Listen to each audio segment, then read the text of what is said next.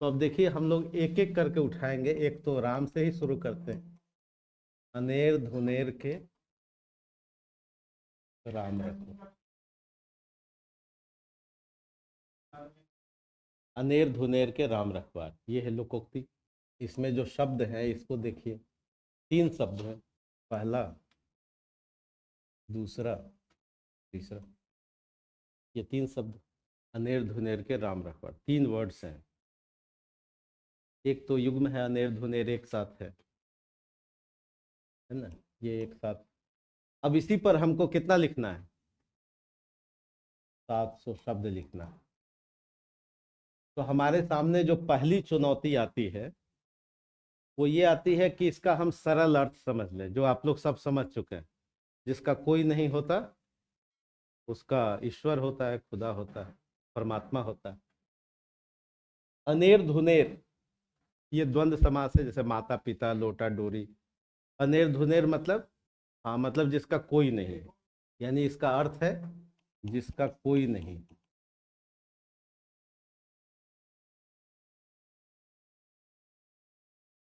जिसका कोई नहीं, उसका कौन है? ईश्वर।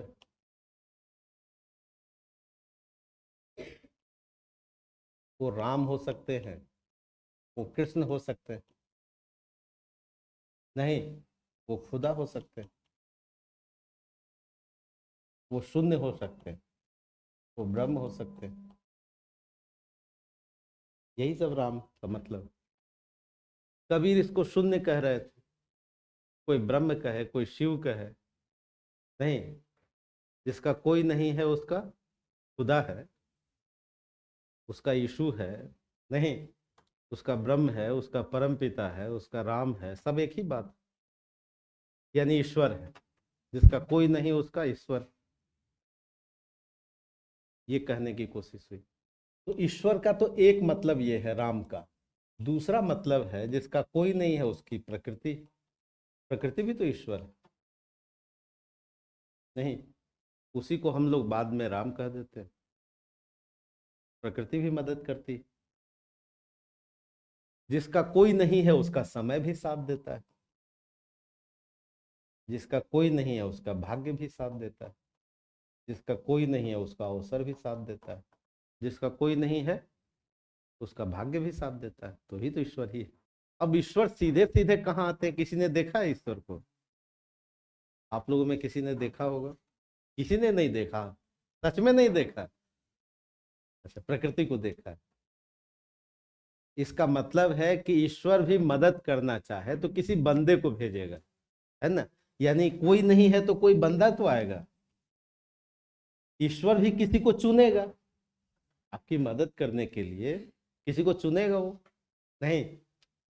तभी तो मदद कर पाएगा। वैसे कैसे मदद करेगा? वो आके घर में कुछ रख तो नहीं देगा। छोटे छोटे बच्चे जब आता है बड़ा दिन, तो माता पिता तकिए के नीचे कुछ रख देते हैं। छोटा बच्चा भूला रहता है कि सचमुच में हाँ सेंटा आकर के दिए। जब बड़ा हो जाता है तो पापा को कहता है आप झूठ बोलते हैं कि आप ही रखे हैं, और नहीं। इसका मतलब ये है कि ईश्वर सीधे सीधे कैसे देगा? वो किसी बंदे को भेजेगा। हो सकता है वो ईश्वर के प्रतिरूप हो, जो आपकी समस्याओं का हल कर दे। तो उसको हम क्या कहते हैं? जिसका कोई नहीं होता उसका खुदा होता है। क्योंकि ईश्वर भी तो किसी को भेजेगा ही। ऐसा समय दे देगा, ऐसा सुयोग दे देगा, ऐसा कोई अवसर दे देगा, ऐसी कोई घटना हो जाएगी जो आपके लिए क्या हो जाएगा? मददगार हो जाएगा। तो राम का मतलब केवल भगवान नहीं है। राम का मतलब एक तो राम जिस पर हमको भरोसा है। क्यों भरोसा है? क्योंकि भारतीय समाज सामान्यतः आस्तिक है। हम सब ईश्वर में भरोसा करते हैं। क्योंकि ग्रामीण जीवन की लोकोक्ति है, ग्रामीण जीवन में तो ईश्वर पर भरोसा है ही।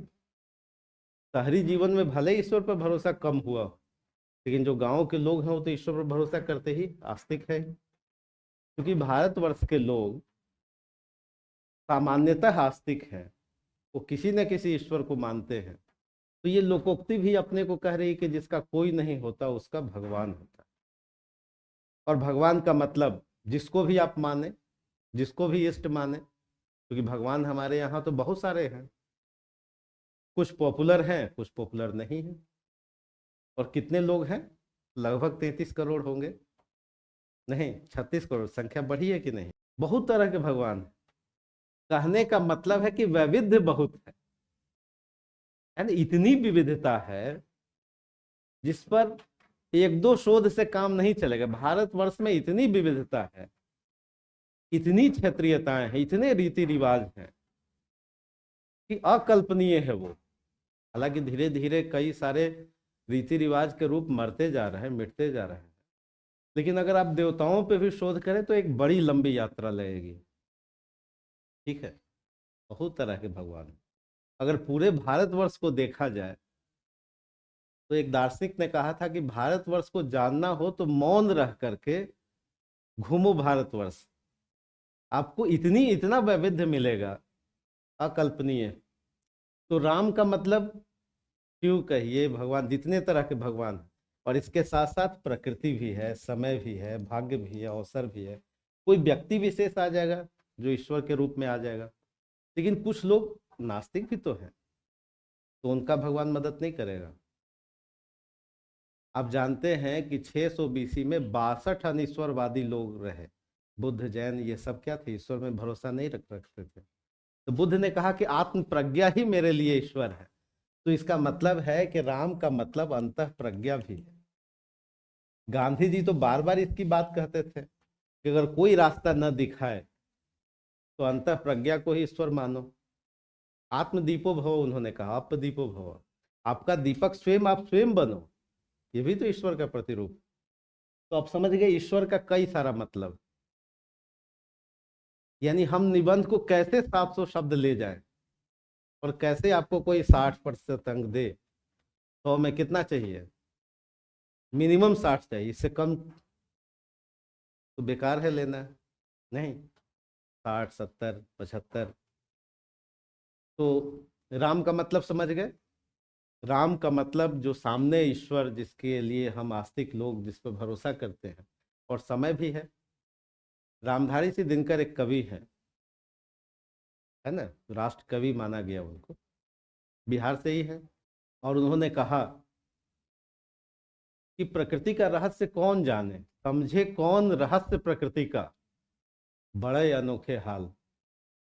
समझे कौन रहस्य प्रकृति का, बड़े अनोखे हाल। गुदड़ी में चुन चुन कर रखती बड़े कीमती लाल। गुदड़ी में भी बड़े बड़े लाल। एकलव्य का कौन था, जिसका कोई नहीं उसका खुदा। और रामचरितमानस में केवट का प्रसंग आपको याद होगा। केवट का कौन था? कोई नहीं, जिसका कोई नहीं उसके राम रखवार। नहीं, और कबीर तो फेंक दिए गए थे, बगल में ही बनारस, कबीर वहीं के थे। और आप जानते हैं कि कबीर का जन्म, एक महिला जो विडो थी संभवतः, और उन्होंने लोक लाज के भय से कबीर को फेंक दिया था तालाब में। कोई नहीं, कौन माता पिता अज्ञात, कुलशील कुछ भी नहीं, और ईश्वर ने बचा लिया। और बचा ही नहीं लिया, कबीर एक ऐसे माइलस्टोन बने जो हर जगह व्याप्त हैं। कबीर नहीं है 14वीं 15वीं सदी के आदमी, लेकिन आप कबीर को कुछ बोल के देखिए, प्रकृति बाउंस बैक करेगी। नहीं, आप किसी सार्वजनिक स्थान पर कबीर की निंदा कीजिए, आपको पता नहीं चलेगा कि कौन कौन आपका विरोध करेगा। नहीं, कबीर का कोई रिलेटिव नहीं है, कबीर का कोई स्कूल नहीं है, कबीर की कोई राजनीतिक दुकान नहीं है, लेकिन तब भी प्रकृति बाउंस बैक करेगी। इतनी ताकत कबीर में कहाँ से आ गई? जिसका कोई नहीं, माता पिता भी नहीं। इसका मतलब है कि जिसका कोई नहीं उसका खुदा तो होता होगा। नहीं, जिसका कोई नहीं उसका खुदा। अगर मान लिया कि कई बार खुदा नहीं होता, अगर होता ही तो इतनी गरीबी क्यों होती? और भूख सूचकांक में अभी कितने स्थान पर हम हैं? 111 पर है, बताइए। और धीरे धीरे, पहले कम थे, धीरे धीरे बढ़ते जा रहे हैं। भूख सूचकांक का मतलब कि भाई बाल मृत्यु दर ज्यादा है अपने यहाँ, नहीं, और वजन के अनुसार लंबाई कम है। उसके कुछ मानक हैं, तभी भूख सूचकांक में हम पीछे हैं। तो आखिर उनके लिए कौन? निराला लिख रहे थे कि चाट रहे हैं जूठी पत्तल कहीं सड़क पर खड़े हुए। और झपट लेने को उनसे कुत्ते भी हैं अड़े हुए। तो एक तरफ कुत्ते, एक तरफ भूखे बच्चे, उनके लिए तो राम नहीं आ रहे हैं। आ रहे हैं? अगर राम आते ही तो सबको समान रूप से देखते। बस लिखवाएंगे, लिखवाएंगे भी। राम आते तो क्या होते, फिर इतनी गरीबी कैसे होती। इतनी गरीबी ठंड में कई बार आता है कि भाई एक ही स्वेटर है, भाई बहन सब पहन रहे हैं, तो उसी को। इतनी गरीबी है कि वस्त्र नहीं मिल रहा, भरपेट खाना नहीं मिल रहा। गोदान का होरी कह रहा है कि भाई एक शाम तो दोगे खाने के लिए। एक शाम में नहीं, आधा पेट से भी हम संतोष कर लेंगे। तो ऐसे बहुत सारे।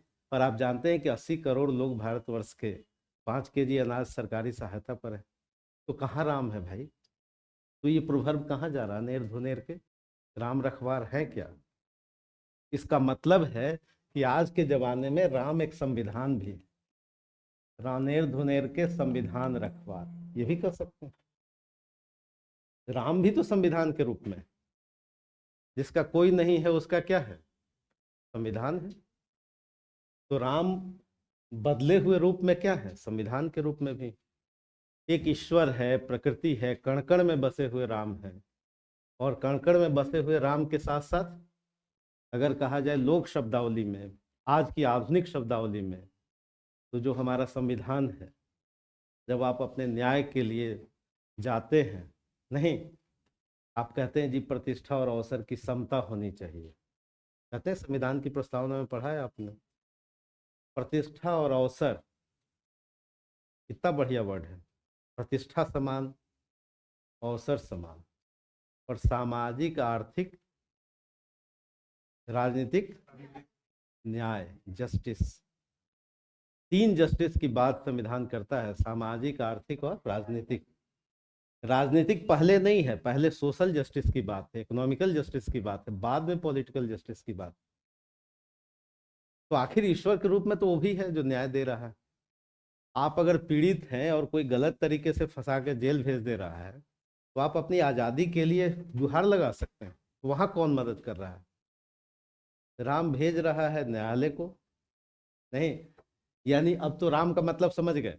राम का मतलब जो एक ईश्वर हैं वो तो हैं ही, समय भी है, कई बार भाग्य साथ देता है, कई बार अवसर, कोई बार कोई बंदा आ जाता है आपकी मदद करने।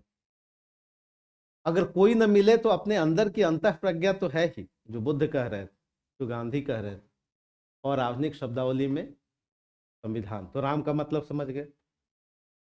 अब हमको समझना है अनेर धुनेर, जिसका कोई नहीं। तो एक तो सीधे सीधे हमको समझ में आ रहा है कोई नहीं मतलब माता पिता नहीं, ये सरल शब्दावली, यानी भाई बहन नहीं, यानी जो सांसारिक नाता है वो कोई नहीं। यही अनेर धुनेर, जो सांसारिक नाते रिश्तेदारी हैं वो नहीं है कोई। अनेर धुनेर कोई नहीं, उसका कौन है? खुदा है। तो कोई नहीं है इसका मतलब रिलेशन में कोई नहीं है। जैसे कबीर थे, जन्म ही लिए, उनको नहीं पता, कर्ण राजा कुंती के पुत्र, आप जानते हैं। और जन्म हो गया कर्ण का, फिर लोकलाज का भय आया, तो कर्ण भी कहाँ, जल में। और फिर किसी ने पाला पोसा, कोई नहीं था, महादानी हुए, महाप्रतापी हुए। ठीक है। और एकलव्य को तो कोई गुरु ही नहीं मिल रहा था, कौन पढ़े, किससे पढ़े। और कर्ण को भी नहीं मिल रहा था, क्योंकि पढ़ने की व्यवस्था ही बहुत सीमित थी। आप जानते हैं कि नारियों को तो पढ़ने का अधिकार ही नहीं था, आधी आबादी तो वैसे ही रिजेक्ट हो गए। उसके बाद अवर्ण समाज को पढ़ने का राइट नहीं। एकलव्य को कौन पढ़ाएगा? कर्ण को कौन पढ़ाएगा? फिर कर्ण ने अपना रूप प्रतिरूप बदला।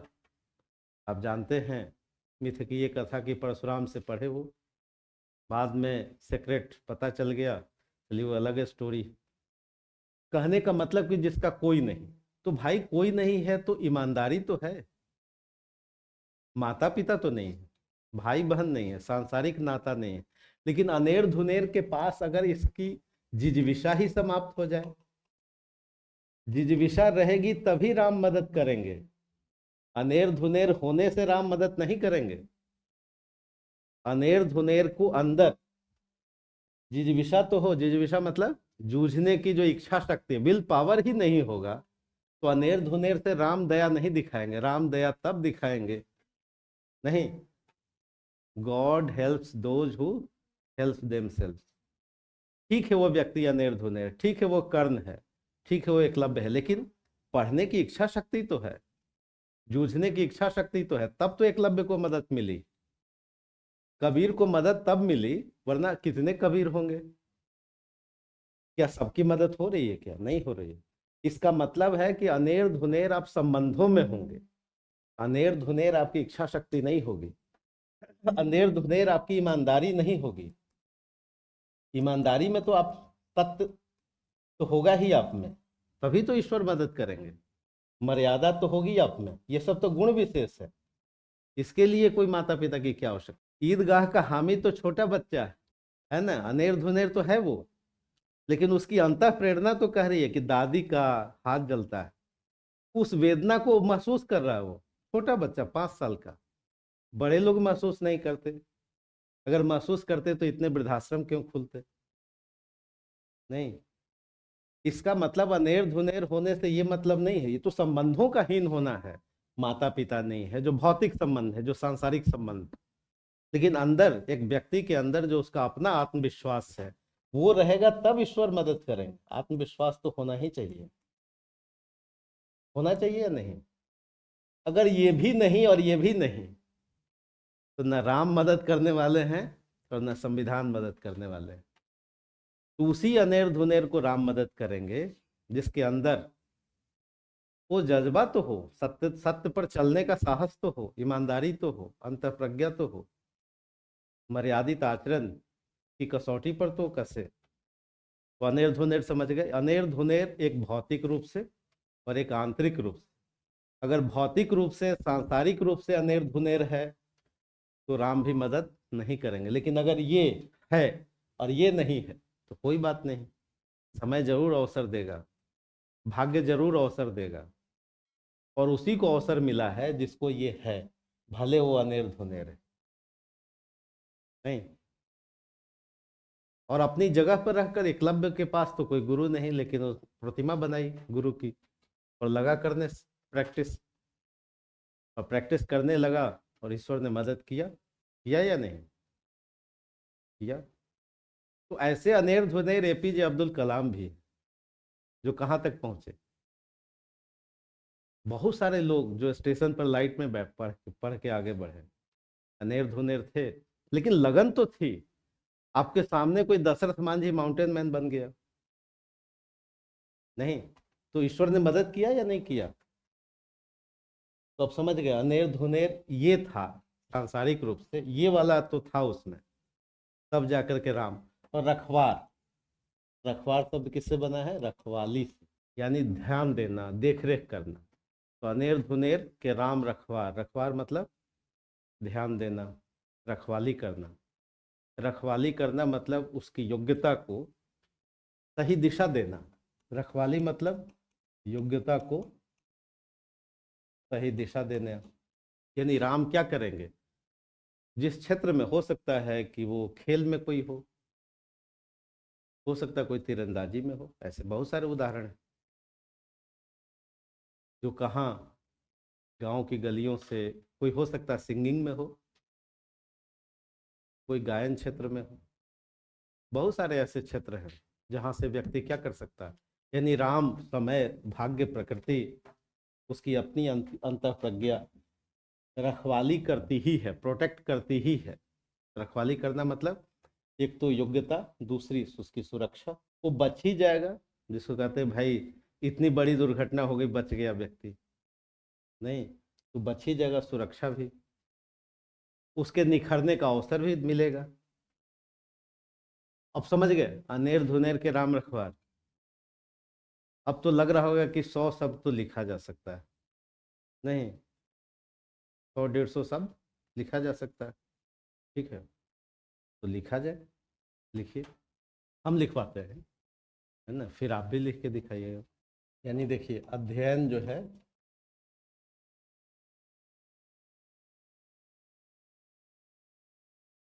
और जो सफलता का जो आधार है, ये दो बातों पर निर्भर करता है। एक तो आपने अध्ययन किया, पढ़ना, ज्ञान अर्जित किया, ज्ञान अर्जन, और दूसरा क्या होगा, लिखना।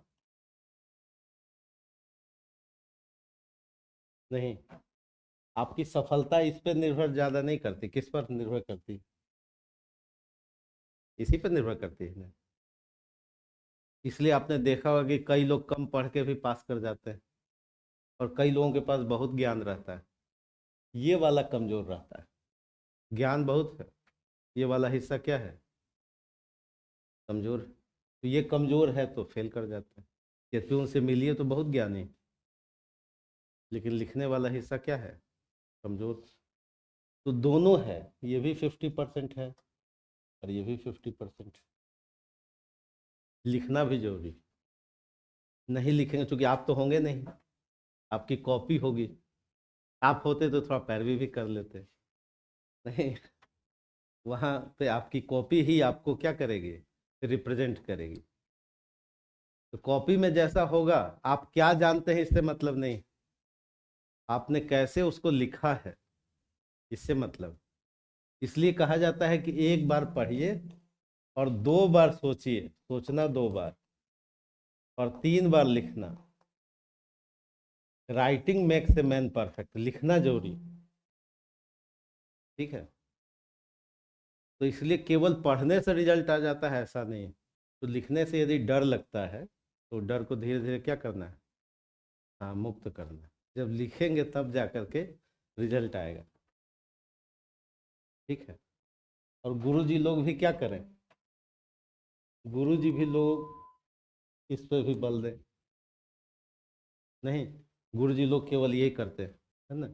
हमने देखा यूट्यूब पर जितना निबंध का, सब गुरु जी लोगों ने केवल क्या किया, लोकोक्ति को केवल समझा दिया, और समझाने में 1 घंटा लगा दिया, लिखवाया 0, ठीक है। तो लिखना भी जरूरी है, क्योंकि जब तक आपकी कॉपी में नहीं होगा, आप लिख नहीं पाएंगे, तब तक चीज़ें क्या होंगी। इसलिए ये जब तक नहीं होगा, रिजल्ट इसी से होता है, इससे, हाँ, इससे समस्या हल नहीं होती। इसलिए कम पढ़ के भी लोग सफल हो जाते हैं, और ज़्यादा पढ़ के भी लोग क्या हो जाते हैं, असफल हो जाते हैं। 1 साल में भी कोई पास कर सकता है, 1.5 साल में पास कर सकता है। तो इस पर ध्यान देना है कि लिखना भी, और लिखेंगे तभी जा कर के कमजोरियां भी पता चलेंगी। और तो लिखिए, हम लोग लिखते हैं, अनेर धुनेर के राम रखवार, कि कैसे लिखा जाए। यानी हम लोग निबंध लिख रहे हैं लोकोक्ति का, अनेर धुनेर के राम रखवार। लिखिए, लिखिए, राष्ट्र चिंतक, राष्ट्र चिंतक, राष्ट्र चिंतक एवं राष्ट्र कवि, राष्ट्र चिंतक एवं राष्ट्र कवि रामधारी सिंह दिनकर, रामधारी सिंह दिनकर। राष्ट्र चिंतक एवं राष्ट्र कवि रामधारी सिंह दिनकर। अनेर धुनेर कर्ण के लिए कहते हैं। कर्ण भी क्या थे, अनेर धुनेर ही थे।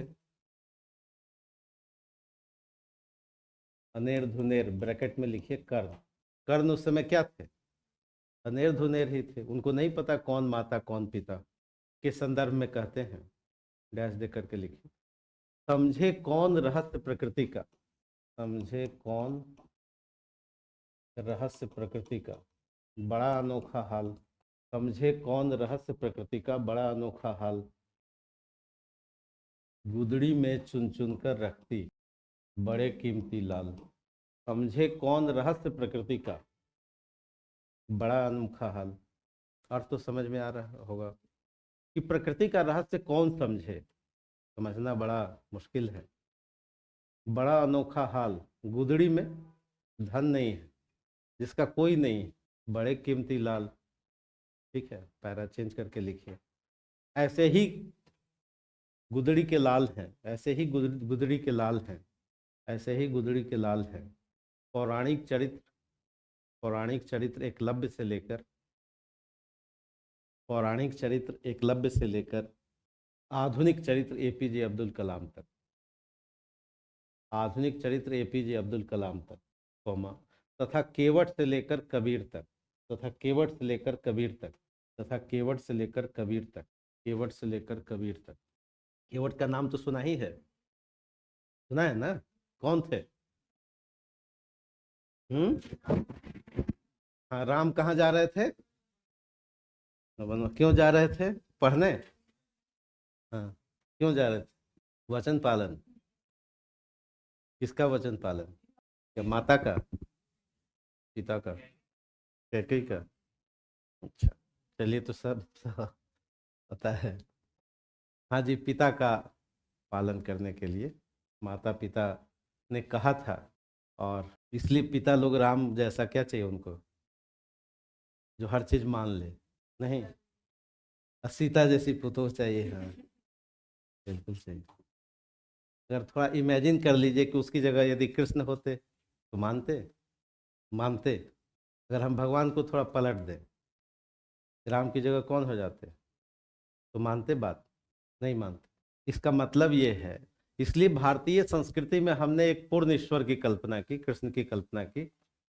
राम अपने आप में उस पूर्णता को, इसलिए कहते हैं कि जितनी कलाएं हो सकती हैं वो सब हमने, भारतीय संस्कृति ने एक ऐसे ईश्वर को रचा बसा बनाया जिसमें संपूर्ण कलाएं निहित कर दी। तो कृष्ण में बहुत सारे आधुनिक तत्व आपको मिल जाएंगे, जो आज के संदर्भ में रीजनिंग वाले तत्व मिल जाएंगे।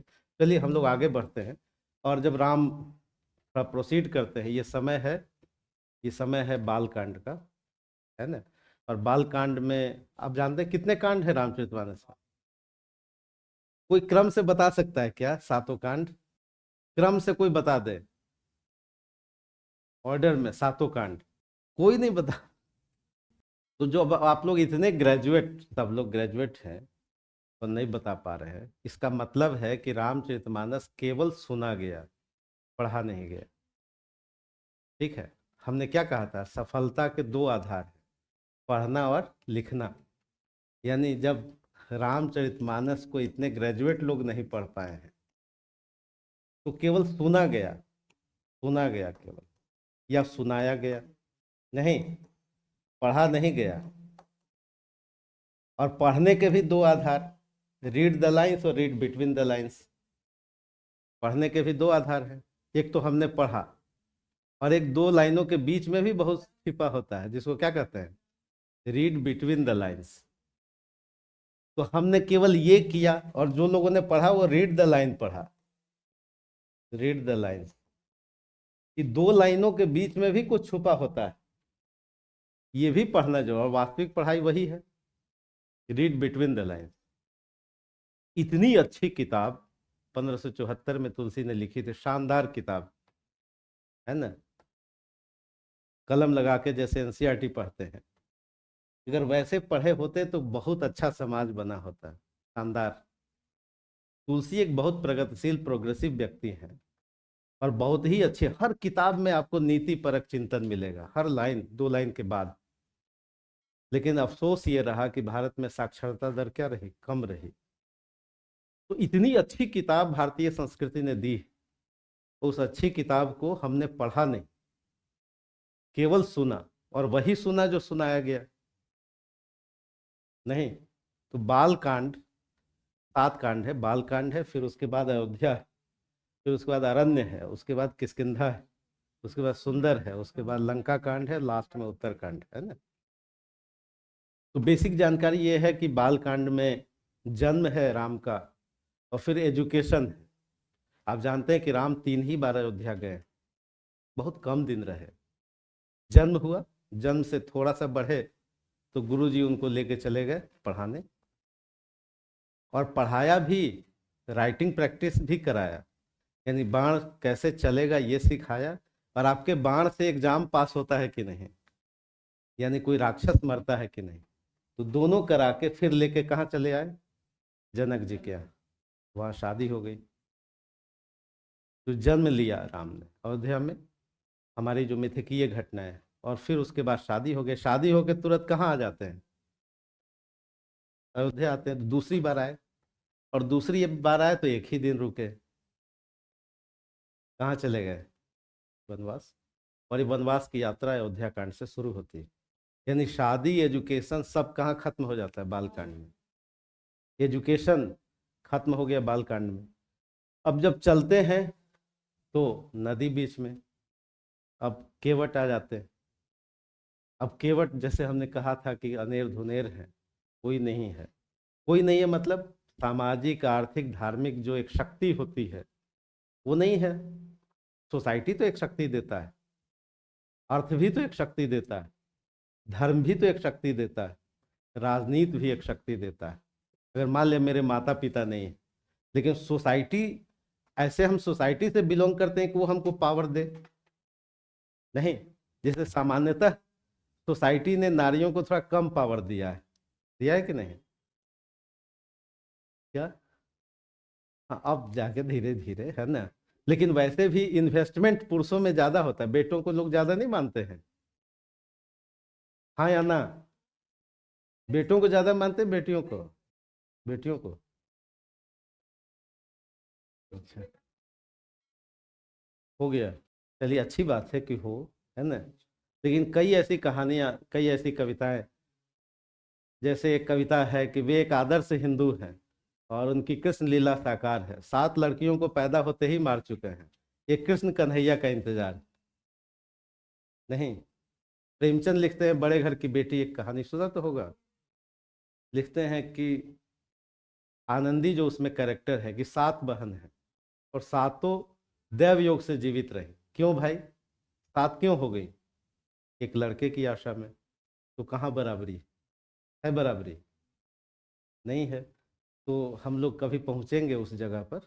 लेकिन चलिए, कहने का मतलब है कि वहां से जब राम आगे बढ़े, जगह आया, वहां केवट ने रोका। राम जी ने कहा कि भाई हमको उस पार जाना है, भगवान है, राजा के बेटे, कौन नहीं जानता, दशरथ के बेटे, ईश्वर। केवट मना कर देता, भाई नहीं ले जाएंगे आपको, नहीं ले जाएंगे आपको। देख रहे हैं साहस, ईश्वर को मना कर रहा है कि जी नहीं ले जाएंगे। और जानता है कि अयोध्या के हैं, राजकुमार हैं, ईश्वर हैं और शक्तिशाली हैं, एक बाण में हमारा क्या से क्या कर देंगे। लेकिन बिल्कुल कहता है जी नहीं ले जाएंगे। लोकतंत्र है कि नहीं है? कब है? 1574 में तुलसी बता रहे हैं, प्रजा रोक रही है। रामचरितमानस में कितनी क्रांतिकारिता है। केवट वहां पर क्या कर रहे हैं? भाई नहीं ले जाएंगे आपको। राम मुस्कुराए, क्यों नहीं ले जाओगे? प्रजा कह रही है जी हम आपको नहीं ले जाएंगे। आज पूरी ब्यूरोक्रेसी साष्टांग दंडवत कर रही है, सर किधर जैसे चलना है। नहीं, आईएएस बिरादरी सब, पीसीएस बिरादरी सब। और पत्रकार कहने में शर्म आती। अब एक नया टर्म क्वाइन हो गया, पत्तलकारिता। नहीं, अखबारों ने फैला दिया है इतना अंधेरा, इतना अंधेरा, इतना अंधेरा कि चलो रोशनी के लिए कुछ अखबार जलाया जाए। नहीं, रोशनी के लिए क्या किया जाए? अखबार जलाया जाए। कहने का मतलब कि पत्तलकारिता होगी। वहां तुलसी कब बता रहे हैं? 1574 में बता रहे हैं कि केवट मना कर रहा है। राम मुस्कुराए, भाई क्यों नहीं? तो केवट ने कहा कि भाई सुना है कि आपके पैर के स्पर्श से पत्थर भी नारी बन जाती है। अहिल्या वाला उदाहरण, पत्थर भी क्या बन जाती है। और हमारे घर में पहले से मेरी पत्नी है, हम 2 पत्नी रख के क्या करेंगे? मेरी नौका तो लकड़ी की है। जब पत्थर वाली महिला बन जाएगी तो मेरी ये नौका तो लकड़ी की और मुलायम। और कहीं आपके पैर रखते ही क्या हो जाए, तो फिर मेरे लिए तो सामाजिक संकट हो जाएगा। दो दो। अब देखिए तुलसी व्यंग कर रहे हैं, 2 नहीं रखना है, दशरथ 3 रख चुके। एक एक बात तुलसी का आधुनिकता की तरफ ले जाता है, मॉडर्न थॉट की तरफ ले जाता है। लेकिन दुर्भाग्य ये रहा कि रामचरितमानस हमने अपनी आंखों से, अपने हृदय से, अपने दिमाग से नहीं पढ़ा। हमने हमेशा दूसरे के दिमाग से सुना, दूसरे की आंखों से पढ़ा। तो फिर रामचरितमानस की गलत व्याख्याएं होती रही, या तो उसकी भक्ति में या तो उसके अपोज में। लेकिन वास्तव में रामचरितमानस अपने, और फिर उसके बाद एक कठौता पानी लाता है, पैर धोता है, और पैर धो करके तब बैठाता है और बैठा के पार कर देता है। और पार करता है, उसके बाद राम इशारा करते हैं उनके पास पैसे तो थे नहीं, कुछ वस्तु भी नहीं था, सन्यासी वेश में थे। सीता की तरफ देखते, और सीता कैसी पत्नी है, जो आंख की भाषा समझ लेते। अभी तो चिल्लाना पड़ता है क्या? नहीं। अब देखिए तुलसी कितने समझदार आदमी है, आंख की भाषा से समझ जाती है कि क्या करना है। यानी पति पत्नी का संबंध कितना मधुर है, और आंख तुरंत चूड़ामणि उतार करके दे देती, भाई उतराई देनी है। और राम फिर लेके केवट को देते कि उतराई मजदूरी।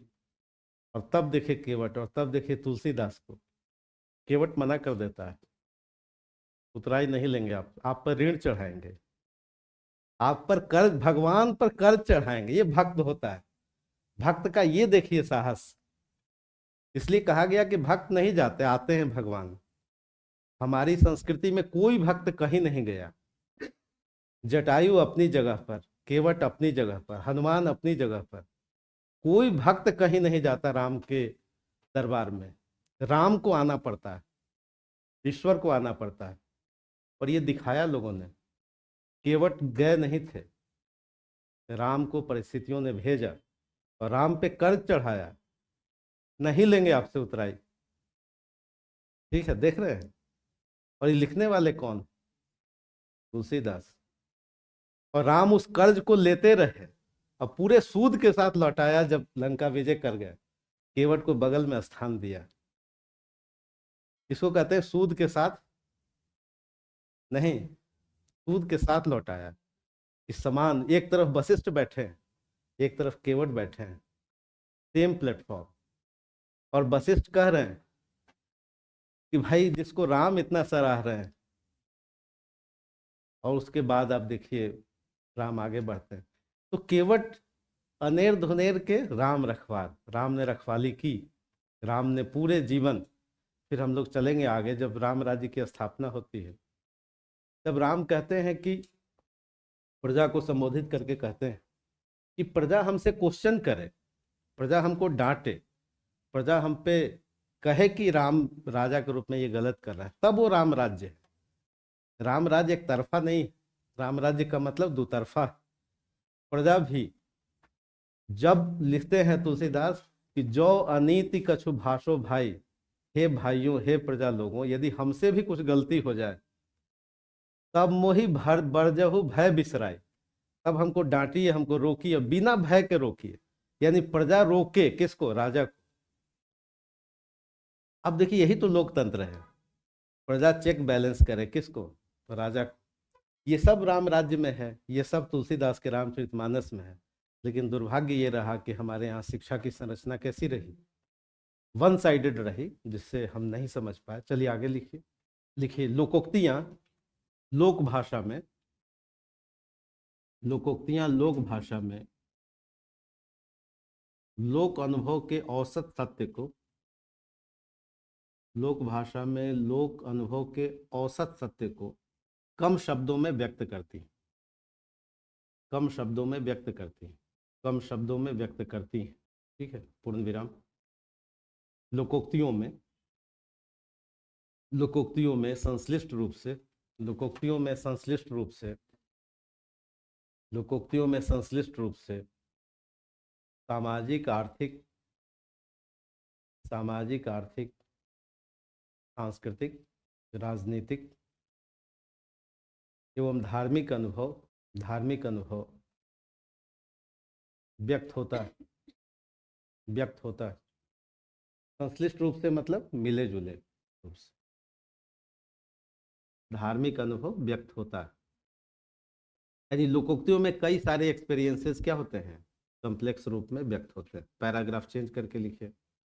अनेर धुनेर के राम रखवार, अनेर धुनेर के राम रखवार, अनेर धुनेर के राम रखवार का सरल अर्थ है, का सरल अर्थ है, अनेर धुनेर के राम रखवार का सरल अर्थ है,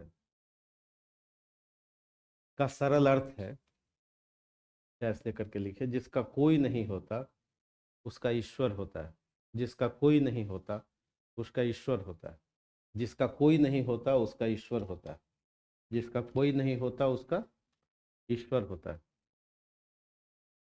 अर्थात अर्थात वैसा व्यक्ति जो सांसारिक संबंधों में अकेला हो, सांसारिक संबंधों में अकेला हो, सांसारिक संबंधों में अकेला हो।